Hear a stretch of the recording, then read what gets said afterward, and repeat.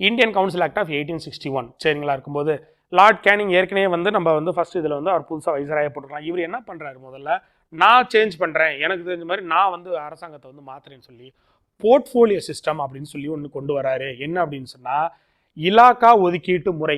என்ன அப்படின்னா இலாக்கானா இவங்க இந்த ஒர்க்கை பண்ணுங்கன்னு இப்போ நம்ம மினிஸ்ட்ரி டிபார்ட்மெண்ட்லாம் பிரிக்கிறாங்க பார்த்தீங்களா, அந்த மாதிரி. ஸோ போர்ட்ஃபோலியோ சிஸ்டம் எந்த சட்டத்துக்கு கீழே வந்துச்சு அப்படின்னா 1861 யார் கொண்டு வந்தாங்க அப்படின்னா லார்டு கேனிங். இவர் தான் வந்து கொண்டு வர்றாரு. அடுத்தது இந்தியன் கவுன்சில்ஸ் ஆக்ட் ஆஃப் 1892 என்ன அப்படின்னா இந்திய கவுன்சில் சட்டம் 1892. இவங்க என்ன பண்றாங்கன்னா முதல் முறையா மறைமுக தேர்தல் கோட்பாடு.